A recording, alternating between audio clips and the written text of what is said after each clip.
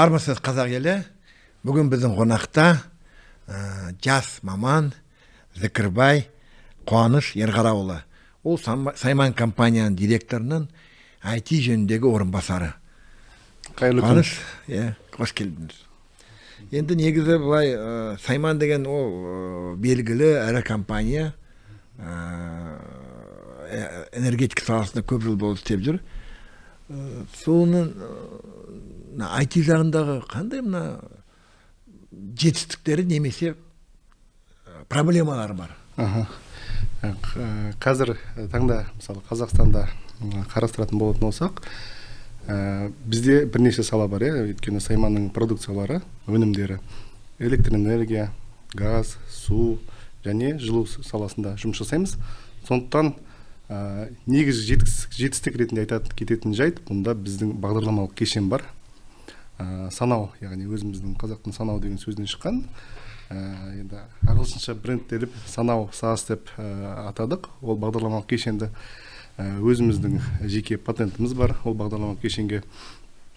Сол бағдарламалық кешенді жасау арқылы біз қазіргі таңда электр энергия, су, жылу және газ салаларындағы есептеуіштердің барлығын мәнін бір болтты дейді, яғни облачный болтты серверге жинап, сол жерден кез келген клиентке мәлімет бере аламыз, яғни ол онлайн режимде, яғни нақты уақыттағы мәліметтерді көруге болады, және де яғни конечный клиент дейді ғой, яғни соңғы абоненттердің барлығы ақпарат алуға мүмкіндігі бар. Осы энергияны жеткізуші компаниялар бар, яғни ол сумен айналысатындар, водоканалдар, электр энергиямен айналысатындар, рэктер, электр тораптары, газбен айналысатын газовый компаниялар, яғни барлық компаниялардың өзіне жеке мәліметтерді бір орталықтандырылған жерден жіберуге болады. Және де осы мәліметтердің барлығы мемлекеттік дәрежеде, яғни осы мысалы қала дәрежесінде қарайтын болсақ, қалалық әкімшіліктерде оған қарасты департаменттер бар, яғни мысалы тұрғын үй департаменті, тұрғын үй шаруашылық департаменті. Сол жерде ситуационный центр ашуға болады, яғни үлкен экранды қою арқылы, сол бағдарламалық кешенді орнату арқылы бүкіл қалалық деңгейдегі мәліметтерді көруге мүмкіндік беретін бағдарламалық кешенді жасап шығардық. Соны қазіргі күнде таратып, барлық Қазақстанның аумақтары бойынша орнатып жұмыс жасаудамыз. Ол біздің бір негізгі жетістік деп айтуға болады.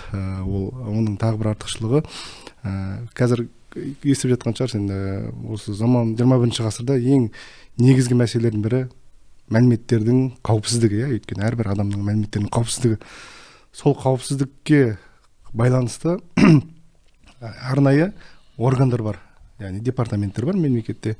Солардың арнайы өткізетін тесттер бар, яғни бір белгілі бір сынақтардан өткізеді, сол сынақтардан кейін белгілі бір қағаздарды береді, яғни осы бағдарламалық кешен сынақтардан өтті, яғни оған сенуге болады қауіпсіздік жағынан деген. Сол бойынша біз сынақтарды өткіздік. Арнайы жауапты органдардың көмегі арқылы, яғни солар өздері өткізді. Түрлі кибер атакалар жасалды біздің бағдарламалық кешенге. Солардың барлығын тексеруден өткізу арқылы қазіргі таңда бізде сол қағаз бар, яғни тексеруден өтті, және де бағдарламалық кешенді толықтай қауіпсіздік деп қолдануға мүмкіндік бар деген. Сонда кибер шабуылды сізге кім жасап отыр? Шетелдіктер ме? Жоқ, ол сынақ барысында, яғни ол сынаққа берілді. Біздің бағдарламалық кешен сынақ барысында өзімізде жаңа Министерство цифрового развития деген бар, Министерство цифрового развития и аэрокосмической промышленности деген. Соның құрамында арнайы жаңа комитет бар, информационный безопасность. Солар бекіткен арнайы компаниялар бар. Осы сынақты өткізетін сол компаниялардың мамандары әртүрлі жағдайда сынады бағдарламалық кешенді. Яғни кибератака жасады, бағдарламалық кешенге үлкен жүктеме берді, яғни нагрузка дейді ғой, үлкен жүктеме берді. Мысалы, 1,1 миллион запростар жасады бір уақытта. Сол кезде бағдарламалық кешен өзін қалай көрсетті? Сервер құлақ қалмайды ма? Құлақ қалмай ма, соның барлығын тексеру арқылы барлығынан өтті.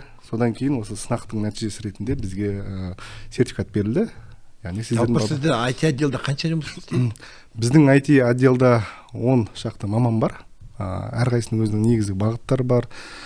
Айта кететін болсам, IT отделдің өзін біз 2 бөлімшеге бөлгенбіз. Яғни бірінші бөлімше жаңағы өзіміздің компаниядағы жүйелік желі бар ғой, яғни компьютерлер бар біздің компанияда 100 шақты дейік. Солардың барлығымен бір-бірімен байланысын, ол компьютерлердегі орнатылған бағдарламалық кешендердің лицензияланған ба, олардың нақты жұмыс жасауына жауап беретін, яғни жүйелік операторлар бар бізде. Ол бірінші бөлімшеміз. Олар серверге де жауапты бізде тұрған. Екінші бөлімше ол тек қана осы разработчиктер дейді, яғни бағдарламалық қолдануды жазатын жігіттер бар. Одан бөлек біздің мен жауапты бөлімдер негізінен әр салалы, яғни тек қана бағдарламалық кешен емес, сол бағдарламалық кешенге жұмыс жасайтын құрылғылар бар ғой, жаңағы электр санауыштар бар, су санауыштары бар, газ санауыштары, жылу санауыштары, солардың барлығының техникалық жағынан обычно қазір модада ғой, хардвер деп айту, сол хардвердің инженерлері тоже менде бар. Олар соларға жауап береді, техникалық қолдау көрсетеді. Егер клиент тарапынан белгілі бір сұраулар болса, соны өзгертуге дайын олар жасайды соны. Осы айтып отырсыз қазір IT қауіп туралы. Жұмысшылардың сапасы қандай? Мысалы, сен өзің қандай оқуды бітірдің? Бөлімде істейтін жұмысшылар нені бітірді? Мен жеке өзіме келетін болсам, ол Алматы энергетика және байланыс университетін бітіргем. Автоматтандыру және басқару мамандығы саласында. Талай жыл өзім осы бағдарламалық кешен жазғам, яғни негізі бағдарлама программистер дейді ғой, олар 2 сатыға бөлінеді. Нижний уровень және жоғарғы уровень. Яғни төменгі деңгейлі программистер ол былай айтқанда төмен деген сөз емес, ол жерде просто жаңағы бағдарламалық кешеннің әрбір бағыты. Әр қилылығына байланысты ғой. Мысалы, мен сол жаңағы төменгі деңгейлі бағдарламаушы болғам. Мысалы, біздің осы Сайманның өнімдеріндегі электр счетчиктер бар, жаңағы электр санауыштар. Сол санауыштардың ішіндегі алгоритм бар ғой. Тоқты қалай өлшеу керек, кернеуді қалай өлшеу керек, оны қалай көбейту арқылы математикасын соңында қанша адам тұтынушының тұтынған энергиясын өлшеу, соның барлығын жазған болатынмын. Содан кейін маған мысалы жалпы қарапайым кісі счетчикті көрсе, бір экрандағы мәндерді көрсе, біз программистер оның ішіндегі процессті көреміз ғой. Капоттың астында не болады? Капоттың астында не болып жатқан сияқты, дәл сол нәрсені көреміз. Енді жаңағы менің бөлімдегі жігіттердің жаңағыдай қай салада істегендігі және де кейбір қауіпсіздік бойынша қалай айтып отырсыз ғой, яғни қандай кепілі бар деген секілді. Оған айта кететін болсам, бізде 2 жігіт Сүлеймен Демирелді бітірген, яғни бағдарламалық кешен бойынша. Қаныш Сәтбаев атындағы Сәтбаев университет, содағы бітірген жігіттер бар. Алматы энергетика және байланыс университетін бітірген жігіттер бар. Әр саланы бітірген жігіттер. Жалпы шетелден бір жерде бір немесе хакерский дейді ме, басқа стажировка өтесіңдер ме? Ондай бізде тәжірибе бар. Негізінен бізде жалпы компанияның осы бір жақсы жағы, осы жас мамандарды осындай нелерге повышение квалификации дейді ғой, өздерінің несін деңгейін көтеру бойынша өткізіп отырамыз. Көбіне ол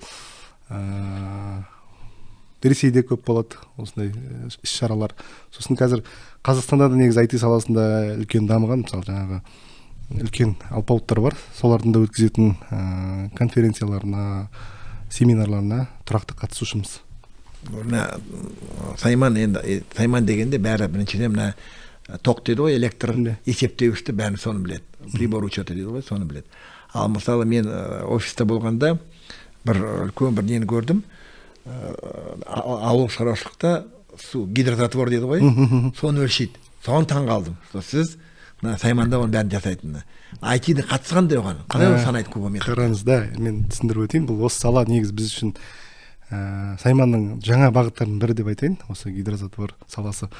Бұл салаға біз қалай келдік? өздеріңіз білесіздер, жаңағыдай су саласы біздің Қазақстанда өте маңызды салалардың бірі. Оны өлшеу одан да маңыздылығын арттырады, өйткені қазақ айтады ғой, жаңағы судың да сұрауы бар деп, сол үшін сол сұрауы бар суды өлшеу керек.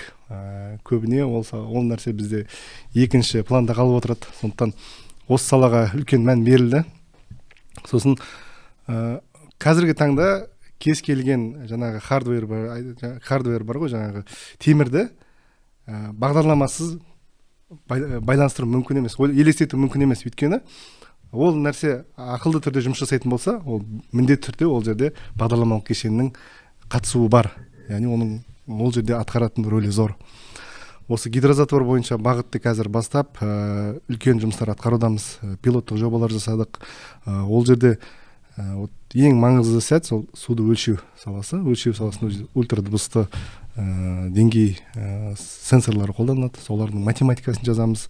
Одан кейін олар серверге барады. Серверде оның талдауын, оның обработкасын жасаймыз серверде. Сөйтіп, соңғы жаңағы қажетті организацияларға, ұйымдарға нақты уже мәліметтерді береміз. Талданған.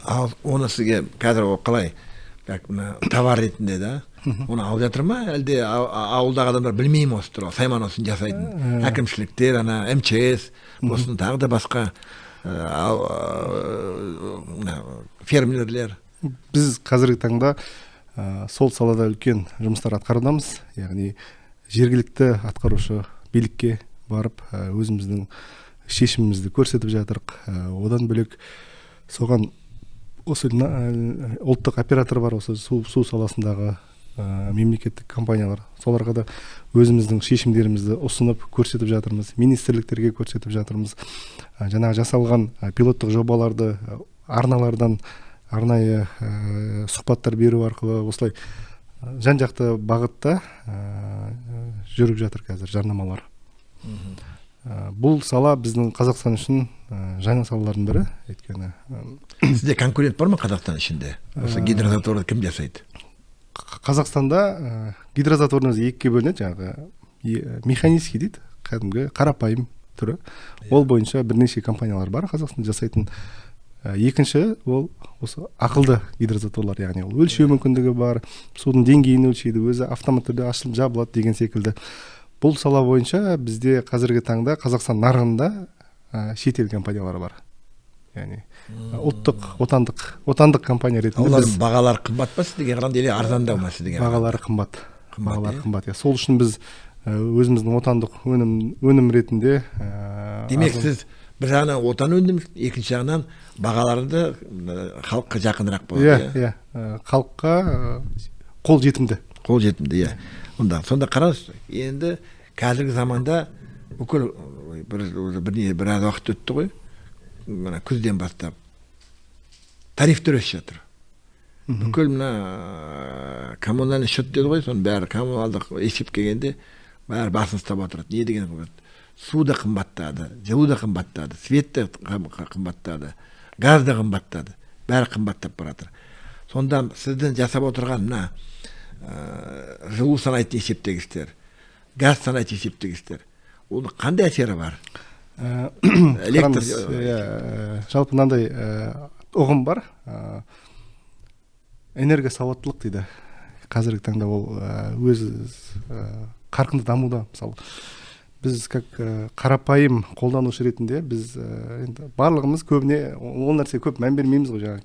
Ай сайынғы есеп шот келіп тұрады, қатты мән бермейміз, сөйлеп жатамыз. Қазіргі таңда сол нәрсенің көбеюіне байланысты, жаңа айтып отырсыз ғой, тарифтер қымбаттауына байланысты адамдар уже көңіл бөліп жатыр. Мен нені өлшеп жатырмын, нені қарап жатырмын. Сондықтан осы жағынан, яғни қалай айтсам екен, адамдардың осы энергия ресурстарды қолдану жөнінен көңіл бөлуі, оған деген энергия тиімді технологиялар бар құрылғыларды қолдануы, яғни адамдардың осы жағынан арттырып жатыр сауаттылығын. Сондықтан бұл жерде біздің құрылғылардың ойнайтын рөлі, бұл жерде атқаратын рөлі, ол құрылғылар бізде көбіне ақылды құрылғылар жасалынады. Яғни ақылды құрылғылардың бірнеше бағыты бар. Ол бірінші бағыты кез келген өлшеген мәндерін серверге жіберіп отырады. Ол серверге жіберген деген сөз, яғни қарапайым қолданушы белгілі бір қосымшаларды қолдану арқылы өзінің мәндерін күнделікті көруге мүмкіндігі бар. Яғни сіз күнделікті өзіңіздің қолдануыңыз, мысалы энергияны алатын болсақ, энергияны қолдануыңызды көріп отырсаңыз, сіз мән бере бастайсыз. Яғни мен жексенбі күні не үшін көп қолдандым, менде не үшін бұлай болды? Яғни талдау жүргізесіз да, соны осындай талдау жүргізуге мүмкіндік беретін осы құрылғылар. Яғни ол ақылды міндетті түрде өзінің мәнін жіберіп отырады. Оны қалай ол, мысалы мен үйде отырып қалай оны көре аламын? Сізге запрос беру керекпін бе немесе? Қараңыз, жаңа айтып өткен бағдарламалық кешен бар ғой, санау деген. Сонда мүмкіндіктер бар, яғни құрылғылар мәнді сол сервердегі санау бағдарламасына жібереді. Санау бағдарламасы оны обработ жасайды, талдау жасайды. Сосын ол жерден жеке кабинеттер беруге мүмкіндік бар. Запрос тастайды әрбір қолданушы.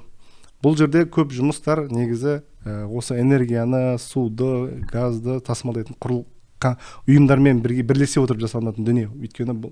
Өйткені негізгі қолданушы ол сол энергияны тасымалдайтын компаниялар, ұйымдардың клиенттері ғой. Ол дайын ба, әлде оны жасау керек пе? Мысалы тұтынушылар, мен үйде келемін де, ал енді қосылып, онлайн режимде өзімнің шығындарымды санайын деп отырамын. Мен оны қазір істей аламын ба, әлде сіз басқа ұйымдармен бірігіп істеу керексіз? Ол бағдарламалық кешен дайын қазіргі таңда.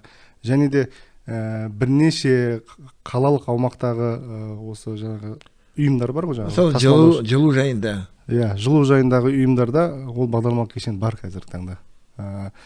Сондықтан оларда ондай мүмкіндік бар. Қазіргі таңда тек қана мынандай тренд емес, қазіргі таңда мынандай мәселе жүріп жатыр. Мемлекеттік, яғни деңгейде, ұлттық деңгейде соның барлығын топтастыру, және де бір бағдарламалық кешенге жинау. Сосын әрбір соңғы қолданушыға сондай мүмкіндік беру. Сіз көретіндей, талдай алатындай өзіңіздің нелеріңізді, қолданымдарыңызды. Сонда жылу жайлы айтыңызшы, мысалы қазір бәрі ТЭЦ, мына сол әңгімелер көп қой. Енді жеткенде жылу есептегіштер қандай оның эффекті бар? Жылу есептегіштерді, бұнда кішкене тарихын айтып кету керек. Жылу есептегіштер бізде жаңа өнім. Бұл өнімді біз мемлекеттік бағдарламалар арқылы жасадық, яғни ғылым қоры бар.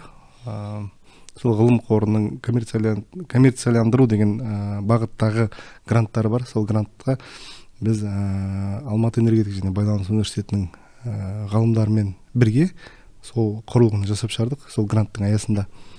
Сөйтіп, сол құрылғының біріншіден артықшылығы ол барлық үйдегі жылуды өлшейді. Бізде жалпы Қазақстанда қалай жылу кіреді? Бір неге дейік, зданияға дейік, яғни ғимаратқа кіреді, ол ғимаратта мысалы адамдар тұрады дейік. Сол кіретін жеріндегі өлшеу ол маңызды, өйткені осы ғимаратқа қаншалықты жылу кірді. Екінші деңгей ол әрбір үйдегі жылулар. Әрбір пәтердегі жылу өлшегіштер. Яғни осыларды талдай келе, біріншіден олардың дәлдігі жоғары. Яғни өлшенетін жылудың мөлшерін үлкен дәлдікпен өлшей алады құрылғылар. Соның арқасында, яғни соңғы қолданушылар нақты, яғни соңғы тиынына дейін дұрыс ақша төленеді. Менің ойымша, әрбір көп қабатты үйдің астында өзіл дейді ғой. Сол жерде тұрған есептегіш тұр. Ол жалпы оны алады да бүкіл пәтердің санына, мысалы, осы подъезде пәтердің санына және аумағына байланысты бөле салады, болды. Немесе квадратына бөле салады. Ал нақты біз қалай пайдаланды, менің ойымша олар енді жоқ сияқты әлі. Сіз айтып отырған сөз кішкене басқалай болып тұр. Жоқ, сол нәрсе қазір сол нәрсеге қазір бет бұрып жатыр. Яғни осы жылумен айналысатын ұжымдар осы нәрсеге бет бұрып жатыр. Яғни әрбір абонентте, яғни әрбір соңғы қолданушыда осы құрылғы тұру керектігі жайлы. Оны құрылғы керек дейсіз. Кім төлейді? Мен мысалы пәтердің иесі, мен сатып аламын ба? Әлде мына Алматы жылу дейді, сол алып өз тегін бізге орнатамы? Қазіргі таңда бұл нәрсе бірінші деңгейі ол жаңадан салынып жатқан үйлерде осы нәрсені уже қолданып жатыр. яғни оны сонда кім за чей счет деді ғой? иә пәтер салып жатқан, яғни құрылыс компаниялары жаңа пәтер салу бойынша айтады да. Яғни ол бірінші этапы. Екінші этапы менімше енді қазіргі таңда белгісіз, менімше ол белгілі бір инвест бағдарламалар арқылы жүзеге асады деген ойдамын.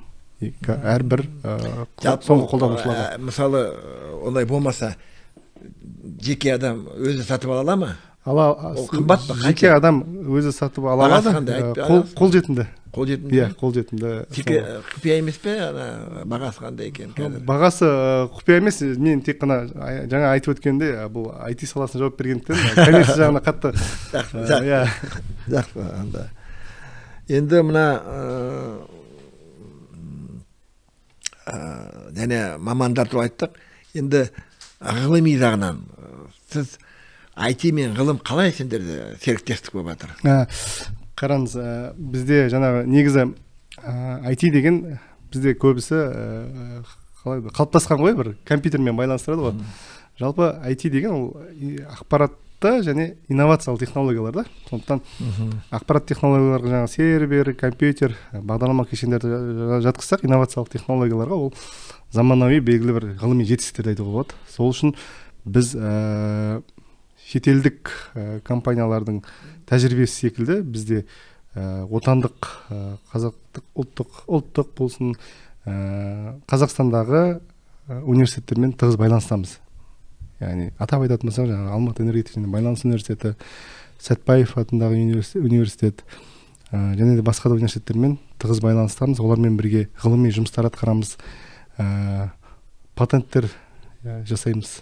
Яғни жаңа атқарылған жұмыстың нәтижесі ретінде патенттер алу арқылы кейбір жұмыстарды коммерцияландыруға ғылыми қордың гранттарына береміз. Яғни осындай тығыз байланыс жұмысы жүреді.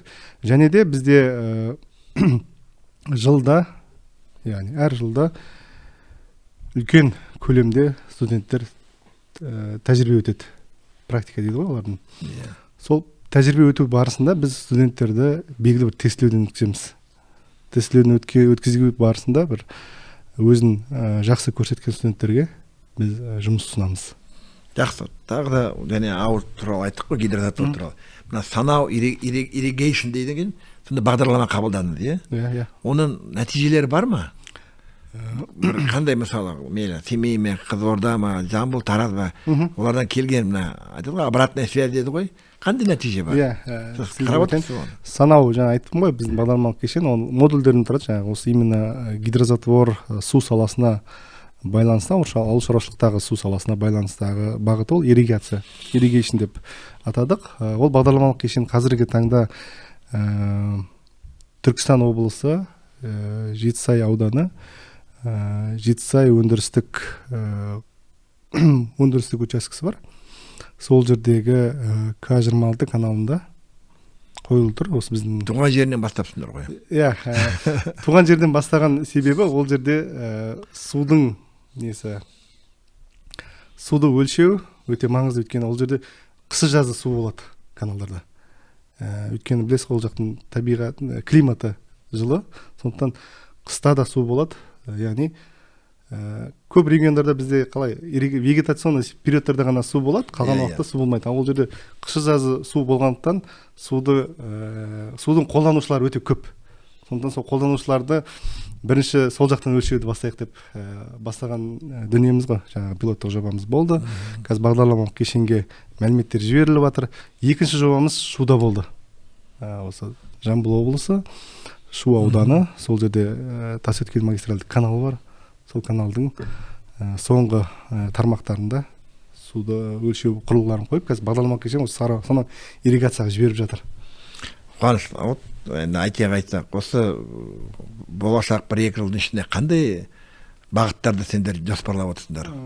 Именно IT жағынан қандай? Иә, қазір барлығымызға күнделікті өмірімізге еніп жатыр ғой, мынау искусственный интеллект дейді ғой, жасанды интеллект. Жасанды интеллект, иә.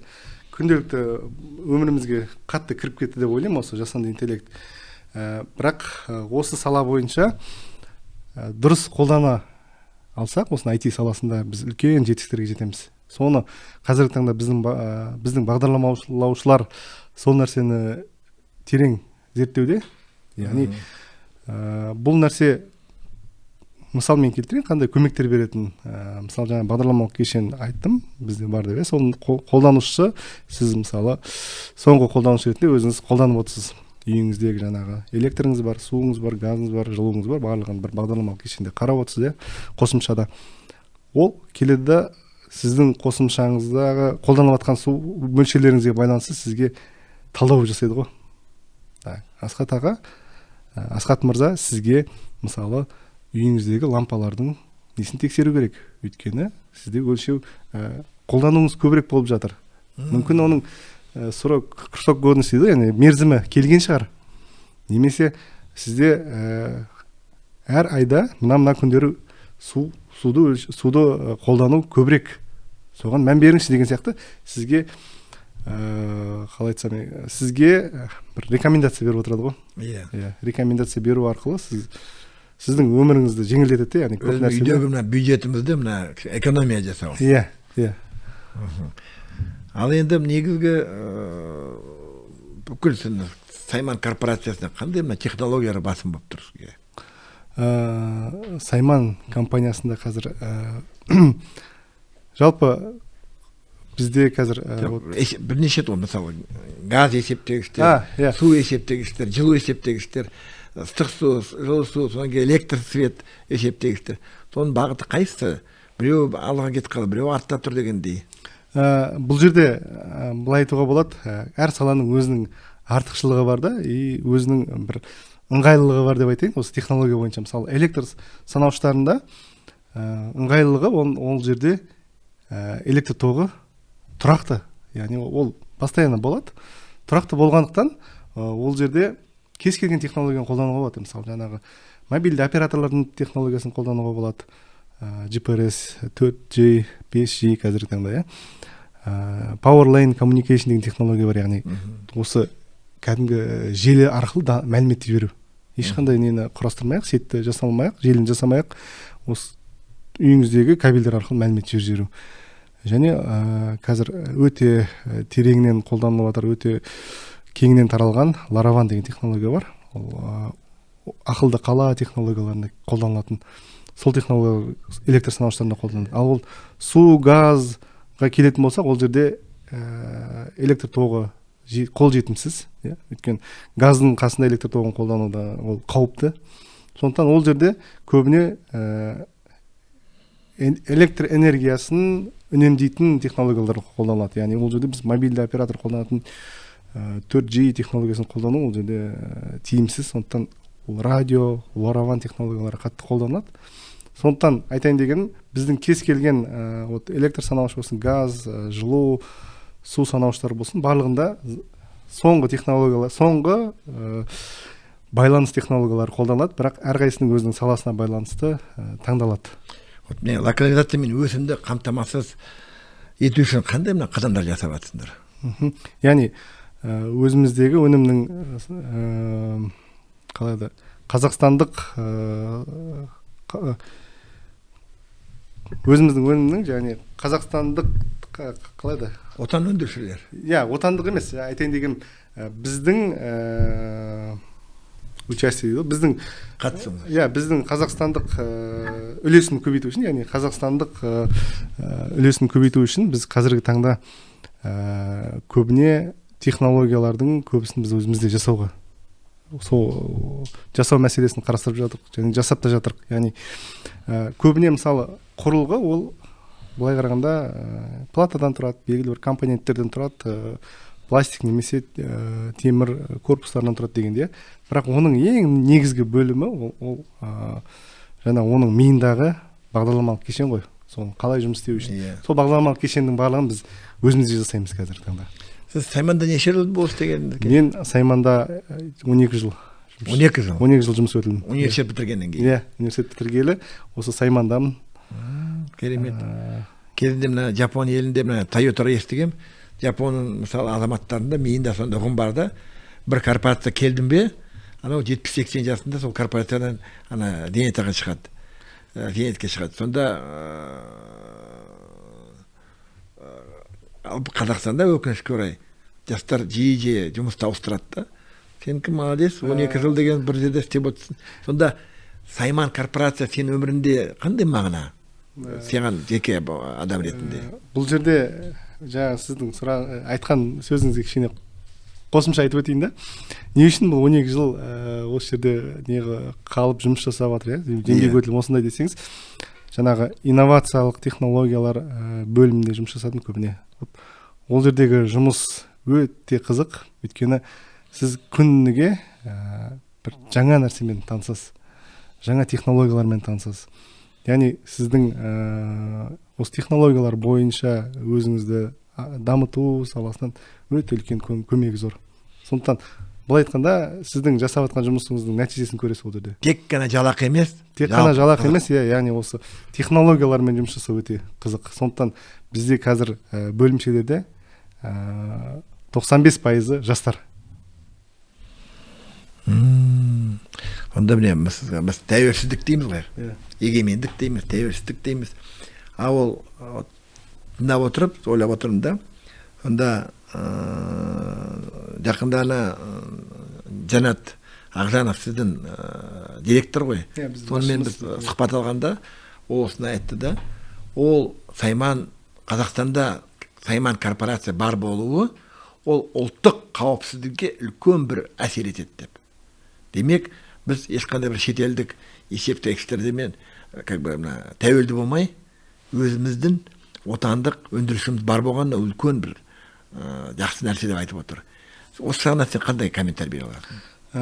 Отандық, мысалы, қараңыз, яғни бір импорт шетелден келетін дүниелерде, ол жерде біз технологиялық зависимость дейді ғой, яғни біз оларға тәуелдіміз. Мысалы, бұл техника болғандықтан жұмыс жасаған кезде белгілі бір біздің ортамызға, өзіміздің инфраструктураға сәйкес өзгертулер енгізу керек болады. Соның барлығын жасау импорттық технологиялармен өте қиын, көп жағдайда ол нәрсе жасалынбайды. Сондықтан отандық өндірушіден біріншіден жаңа бері айтып отқанымыз ол ең интеллектуальный собственность деген бар ғой, яғни құрылғылар ол темір, жаңағы пластмасса, оның ішіндегі микросхемалар барлығы ол маңызды рөл атқанымен, соның ішіндегі бағдарламалық кешен көп маңызды рөл атқанымен. Сондықтан ол нәрсенің біздің елде болуы бізге көбіне жаңағыдай қауіпсіздік мәселесін береді. Өйткені біз өзіміздің жергілікті жағдайға қарап, кез келген біздің соңғы қолданушылардың талаптарына сәйкес өзгертіп отырамыз. Соның арқасында біз өзіміздің нарықты қорғай аламыз, өзіміздің нарықтағы нарыққа сәйкес, нарықтың талабына сәйкес нәрсе жасай аламыз. Қарсы осындай сұрақ болып тұр. Мысалы, не бір Голливуд киноларын көреміз ғой, боевик болсын, былай болсын, сонда қарасам бір террористер мен әйтеуір алады да, керек кезде кнопканы басқанда қаланың бірнеше кварталдар свет жоқ болып кетеді. Керек болса, бір кіріп отырады ғой, оның ішіндегі лифтін ашып тұрады. Есігін электронный замок ашып тұрады. Сонда сөйтіп көмектесіп отырады. Том Круз болсын, басқа болсын, кинолар бар ғой. Сонда енді қауіпсіздікті айтып отырмыз ғой. Сіздің Сайман есептегіштерде соған байланысты бірдеңкелер бар ма, кедергілер? Әлде оны сіз емес, мысалы Алматы жылу, АЛС басқалары сөйтіп істеу керек пе?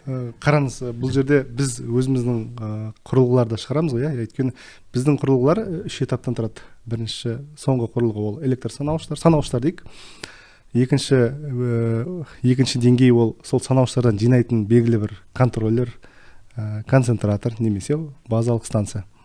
Үшінші деңгей ол серверлер. Біз осы 3 деңгейде де қауіпсіздік мәселесін қарастырамыз. Электр санауыштарда жаңа айтқаным ғой, ол сыртқы көзге санауыш болғанмен, оның ішіндегі бағдарламалық кешенде бірнеше бірнеше шифраторлар бар. Яғни ол ақылды санауыш болғандықтан оның мүмкіндіктері көп. Ол электр жүктемесін өшіре алады. Ол жаңағы қолданушыдағы электр жүктемелерінің барлық параметрлерін өлшей алады. Сондықтан ол өзінің жинаған мәліметін қауіпсіз каналдармен жіберу керек. Сол үшін біз өндіруші ретінде ол нәрсені міндетті түрде қарастырамыз. Егер мысалы қазір мына көріп тұрсыз ғой, соғыс болып жатыр, Израиль Иранға соғыс шабуыл жасап жатыр. Ал Иран не істеп қойды? Израильдің ПВО-сы алады да ұшады да өз жеріне қайтадан құлайды. Демек, олар хакерлары кіріп нетіп қойды. Менде тағы сұрақ, мен қауіпсіздікті тұрмыз ғой. Мүмкін емес, мысалы қысты күні алады да біреулер жылуды отключать етсе, немесе суды отключать етсе, өзіміз емес, жөндеу жұмыс емес, именно қылмыспен, қылмыс бір пиғылумен. Түсіндім, сол үшін ғой мен айтып отқаным, отандық нәрселерді қолдану керек. Сол кезде бізде көбіне қалай санауыштар болсын, мысалы импорттық қолданды дейік, одан кейін оған бағдарламалық кешенде импортіне қолданады. Енді оның импортта қолданылған дүниенің біз ішінде қалай құрастырылғанын білмейміз. Демек, оның бір белгілі бір ашық дүниелер бар, сырттан кіруге мүмкіндігі бар деген секілді. Сондықтан көбіне біз енді не қыламыз ғой, жаңағыдай рекомендация береміз, что отандық өнімдерді қолдану керек. Сол кезде біз өзіміздің немізді, қауіпсіздігімізді өзіміз қорғаймыз. Жақсы. Сыртқы дүниелерге бағынбай-ақ, тәуелсіз болмай. Енді мына соңғы сұрағым бер. Жас инженерлер келіп жатыр да, әзіреушілер келіп жатыр. Оларға қандай тілегім бар? Не тілер едің? Жас инженерлер, негізі менде өзімде мынандай принцип бар, қандай мамандық болмасын, яғни сол мамандықтың маманы болсаң, сен нарықта сұраныстасың. Сондықтан бізде көбіне қалай, қазір енді кейбір студенттерді байқаймын, өзінің мамандығына түспеген, белгілі бір грант. Дипломы бар, бірақ білімі жоқ. Солардың барлығын айтарым, мамандық ұнамайды, немесе бұл мамандықпен мен не жұмыс істей аламын дегенде секілді. Яғни бұл мамандық, бұл салада мамандар көп қой дегендей. Солардың барлығына өзімнің жеке осы ұғымымды айтамын, яғни сендер сол саланың маманы болсаңдар, яғни толыққанды білсеңдер, барлық сол салада қандай технологиялар қолданады, қандай кемшіліктер бар, артықшылар барлығын білсең, сен сұраныстасың. Өйткені білгір маман қай жерде болсын, ол өзінің нанын табады. Рахмет. Осындай сұхбат, небір мен ішімдегі жатқан сұрақтарыма жауап алдым. Сізге сол рахмет айтамын. Сайман корпорация сәттілік тілеймін. Үлкен жұмыс істеп отырсыз. Бүкіл Сайманды әрбір қазақстандық білетін шығар, әрбір пәтерде сіздің есептегіштер бар. Электр болсын, су болсын, газ болсын. Сізге сәттілік, және сіздің ұжымыңызға үлкен сәттілік тілеймін. Ал құрметті көрермендер, осы видеоны, осы сұхбатты таратыңыз, комментарий жазыңыз, өз пікірлерін жазыңыз. Осы сұхбатта біраз мәселелер көтерілді. Менің үшін ол өте маңызды. Осындай мына жас жігіттер, бірақ жас емес, 12 жыл, 30-дан асқан шығарсың енді. 33-те. Осындай мықты жас мамандар бар. Ол өте қуанышты нәрсе. Өйткені кейбір адамдар айтады, жастар кетіп жатыр, жастар шетелге кетіп жатыр, ақылды жастар кетіп жатыр дейді. Міне, олай емес, міне дәлелі бар. Өз жерінде орнын тауып, дұрыс жұмыс істеп отыр. Және Қазақстанның тәуелсіздігіне үлкен үлес қосып отыр. Сізге рахмет. Қолданыңыз, таратыңыз, аман болыңыз. Әр үйде әрқашанда бейбіт болсын, және свет өшпесін ешқашанда. Әр үйде жылулық болсын. Рахмет. Рахмет.